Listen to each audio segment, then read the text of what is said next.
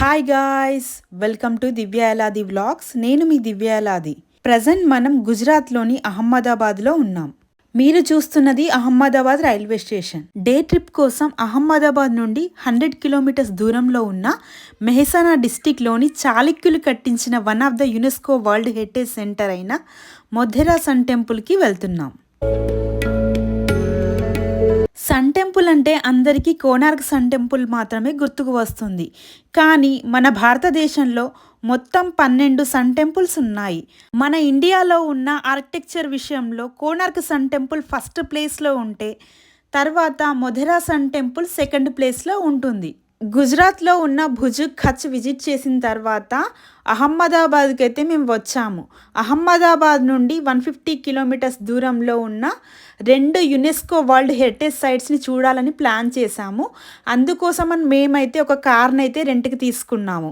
మీరు ఒకవేళ పబ్లిక్ ట్రాన్స్పోర్ట్లో వెళ్ళాలని అనుకుంటే ఇక్కడ ఆర్టీసీ బస్లో కూడా వెళ్ళవచ్చు. కానీ వెళ్ళడానికి కొంచెం టైం పడుతుంది. ఇప్పుడు మీరు చూస్తున్నది Modhera sun temple entrance. Entry గేట్కి సైడ్కి కనిపించేదే టికెట్ కౌంటర్. టెంపుల్ లోపలికి వెళ్ళడానికి ఇండియన్స్కి అయితే ఈచ్ వన్కి 25 రూపీస్, ఫారినర్స్కి అయితే ఈచ్ వన్కి 300 రూపీస్ అయితే టికెట్ అయితే ఉంటుంది. టికెట్ తీసుకొని లోపలికి వెళ్ళాల్సి ఉంటుంది. ఇన్సైడ్ టెంపుల్లో ఫోటోగ్రఫీ అండ్ వీడియోగ్రఫీ అయితే అలో ఉంది, కానీ డ్రోన్ షూటింగ్ మాత్రం అలో అయితే లేదు. ఇప్పుడు మనం ఎంట్రీ గేట్ నుండి లోపలికి అయితే వెళ్తున్నాం. వెళ్తుంటే లెఫ్ట్ సైడ్లో ఆర్కియలాజికల్ మ్యూజియం అయితే ఉంది. ఇన్సైడ్ ఏముందో అని క్యూరియాసిటీతో వెళ్తే క్లోజ్ చేయబడి ఉంది. ఇప్పుడు మనం చూస్తుంది one of the UNESCO world heritage site Modhera sun temple. ఈ టెంపుల్ పుష్పవతి నది ఒడ్డున ఉంది. ఈ టెంపుల్ ప్రస్తావన గురించి బ్రహ్మ పురాణంలో వివరించబడింది. సూర్యవంశానికి చెందిన సోలంకి కుటుంబ సభ్యులు సూర్య భగవానుని తమ ఇంటి దైవంగా కొలిచేవారు. సోలంకి రాజుల కాలంలోనే మొధేరా సన్ టెంపుల్ని నిర్మించారు. ఈ ఆలయ నిర్మాణంలో ఎన్నో ప్రత్యేకతలు, అద్భుతాలు దాగి ఉన్నాయి. అంతేకాదు ఇప్పటికీ ఈ టెంపుల్లో చాలా విషయాలు మిస్టరీగానే మిగిలిపోయాయి. ఆ విషయాలేంటో మనం ఈ వీడియోలో తెలుసుకుందాం. మొధేరా సన్ టెంపుల్ గుజరాత్ స్టేట్లోని పాటన్ డిస్టిక్ నుండి 30 కిలోమీటర్స్ దూరంలో ఉంది. ఈ టెంపుల్ని 1026 CE అంటే 1000 ఇయర్స్ క్రితమే చాళుక్య రాజైన భీమదేవుడు నిర్మించాడు. గుజరాత్లో చాళుక్య రాజులను సోలంకి రాజులుగా పిలిచేవారు. టెంపుల్ నిర్మాణ విషయానికి వస్తే ఇటుక, సున్నం, సిమెంట్ ఎక్కడా వాడలేదు. టెంపుల్ నిర్మాణంలో కంప్లీట్గా ఎల్లో శాండ్ స్టోన్ని ఉపయోగించారు. ఈ ఎల్లో శాండ్ స్టోన్ని సౌరాష్ట్ర నుండి ఏనుగుల సహాయంతో తెప్పించారు. ఒకప్పుడు ఇక్కడ మోధ్ అనే బ్రాహ్మణులు ఉండడం వల్ల ఈ ప్లేస్కి మొధేరా అని పేరు వచ్చింది. సోలంకి రాజులు ముందుగా పుష్కరిణి మరియు కార్నర్లో ఉన్న ప్లేస్లో టెంపుల్స్ని నిర్మించడం స్టార్ట్ చేశారు. కానీ గజనీ మొహమ్మద్ దండయాత్రల వల్ల టెంపుల్ నిర్మాణం ఆగిపోయింది. 1026 CEలో మళ్ళీ టెంపుల్ నిర్మాణం స్టార్ట్ చేసి ఫినిష్ చేశారు. ఈ టెంపుల్ని మనం ఆర్డర్ వైజ్ విజిట్ చేద్దాం పదండి. ఈ టెంపుల్ని మొత్తం 3 భాగాలుగా డివైడ్ చేశారు. అందులో first one Suryakund, second one సభామండపం, థర్డ్ వన్ గర్భగుడి లేదా గూఢమండపం. దీనిని సూర్యకుండ్ అని పిలుస్తారు. ఇందులో నీరు ఎప్పటికీ ఎండిపోదు. ఈ నిర్మాణ సమయంలో మొత్తం 108 ఆలయాలను స్టెప్స్ మీద నిర్మించారు. 1200 సంవత్సరాల పురాతనమైన ఈ టెంపుల్ని మారుగుర్జర్ శైలిలో నిర్మించారు. ఈ సూర్యకుండని రామకుండ అని కూడా పిలుస్తారు. అలా ఎందుకు పిలుస్తారంటే రాముడు రావణుణ్ణి వధించిన తర్వాత బ్రాహ్మణయత్యా పాపం చుట్టుకుంటుందని చాలా బాధపడుతూ ఉంటాడు. దీని నుండి ఎలా విముక్తి పొందాలని గురువుగారైన వశిష్ఠుణ్ణి అడగగా వశిష్ఠుడు ఇలా సమాధానం చెప్తాడు. ధర్మారణ్యం అనే అరణ్యంలో యాగం చేయమని చెప్తాడు.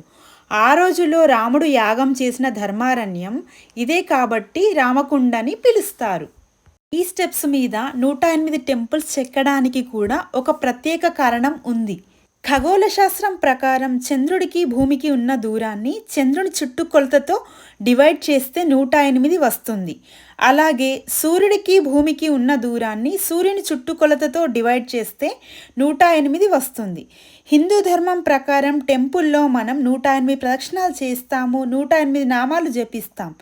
ఇంకా చెప్పాలంటే 27 నక్షత్రాలని 4 పాదాలతో మల్టిప్లై చేస్తే 108 వస్తుంది. 12 రాశులని 9 గ్రహాలతో మల్టిప్లై చేస్తే 108 వస్తుంది. ఈ విధంగా 108 అనే నెంబర్కి చాలా ప్రాముఖ్యం ఉన్నది. ఈ సూర్యకుండ అనేది 176 ఫీట్స్ బై 126 ఫీట్స్ రెక్టాంగిల్ షేప్లో ఉంటుంది.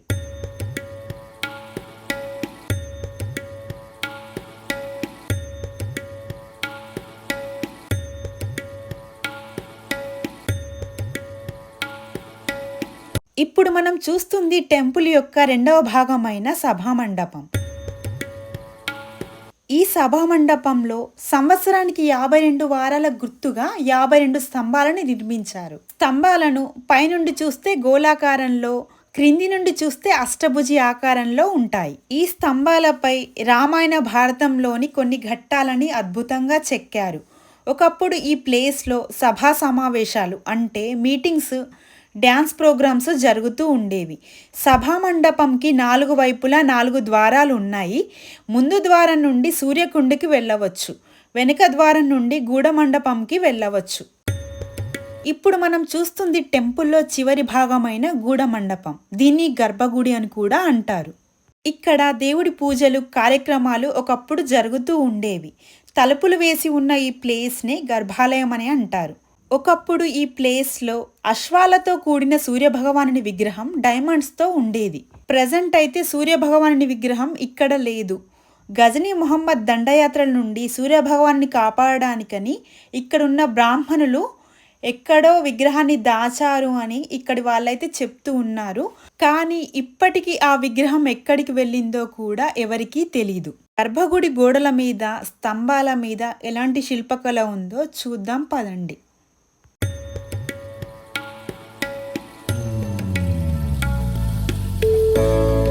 ఇప్పుడు మనం చూస్తుంది గర్భగుడి యొక్క బయట భాగం. మనకి సంవత్సరానికి 365 రోజులు ఉంటాయి కాబట్టి 364 ఏనుగులు, ఒక సింహం బొమ్మను గర్భగుడి చుట్టూ చెక్కారు.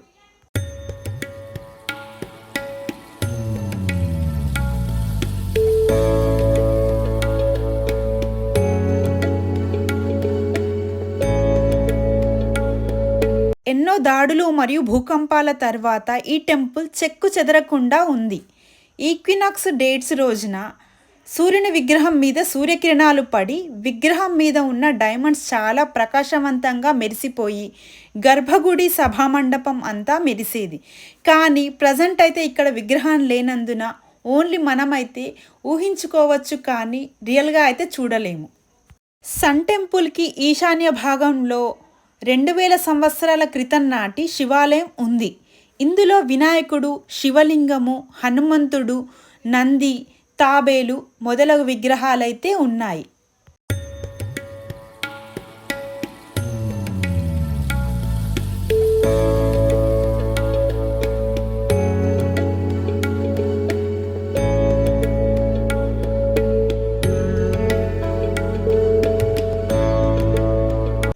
లోకల్లో ఉండేవారు ఈ ప్లేస్ని పిక్నిక్ స్పాట్గా కూడా యూస్ చేసుకుంటారు. Best time to visit this temple అంటే డిసెంబర్ టు ఫిబ్రవరి.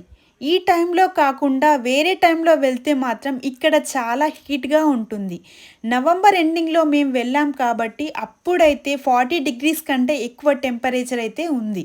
ఫుడ్ విషయానికి వస్తే ఈ టెంపుల్ అవుట్ సైడ్లో చిన్న కేఫ్ ఉంటుంది. అక్కడ స్నాక్స్ అండ్ టీ లభిస్తుంది. మీరు టెంపరేచర్ ఉన్న టైంలో వెళ్తే తప్పకుండా వాటర్ బాటిల్ని తీసుకొని వెళ్ళండి. మధ్య మధ్యలో బటర్ మిల్క్ని కూడా తాగండి. చూశారు కదా, మీకు ఈ వీడియో నచ్చితే లైక్, షేర్ చేయండి. సజెషన్స్ ఏమైనా ఉంటే కమెంట్ చేయండి. మీ ఫ్రెండ్స్ అండ్ ఫ్యామిలీలో ఎవరైనా మొధేరా సన్ టెంపుల్కి వెళ్ళాలని ప్లాన్ చేస్తున్నారా? అయితే ఈ వీడియోని తప్పకుండా షేర్ చేయండి.